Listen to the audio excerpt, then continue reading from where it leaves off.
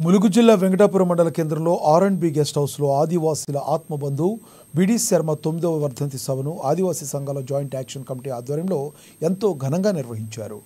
పూనం ప్రతాప్ అధ్యక్షతన బిడి శర్మకి ఆదివాసీ సంఘాల నాయకులు ఘన నివాళులర్పించారు. ఆదివాసుల పక్షాన పోరాటం చేసిన బ్రహ్మదేవ్ శర్మ ఐఏఎస్ జీవితాన్ని ఆదర్శంగా తీసుకోవాలని పిలుపునిచ్చారు. నిరాడంబరత కలిగిన ఆదివాసీ హక్కుల పోరాట యోధుడని కొనియాడారు. పాలకుల విధానాలతో అస్తిత్వ ప్రమాదంలోకి నెట్టివేయబడుతుందన్నారు. రేవంత్ రెడ్డి ప్రభుత్వం గిరిజన చట్టాలను ఉల్లంఘిస్తుందని మండిపడ్డారు.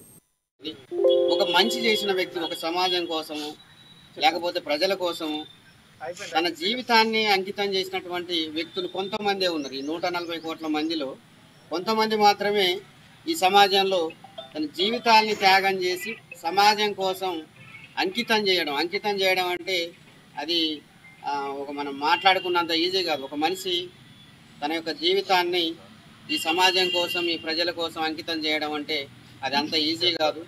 ఎందుకంటే మనకంటూ ఒక కుటుంబం ఉంటుంది, రక్త సంబంధం ఉంటుంది. ఇట్లా భార్య, పిల్లలు, తల్లిదండ్రులు ఈ యొక్క చట్రంలోనే మనిషి నలిగిపోతూ ఉంటాడు. దాన్ని ఆ పరిధి దాటి బయటికి పోడు. అయితే ఇప్పుడున్నటువంటి ఈ సమాజంలో ఒక విపరీతమైనటువంటి స్వార్థం అనేది బలపడ్డది ప్రజల్లో.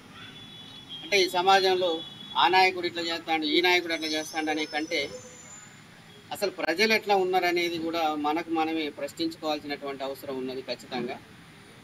ఎందుకంటే ఈరోజు ప్రజల యథా రాజ తదా ప్రజ అనే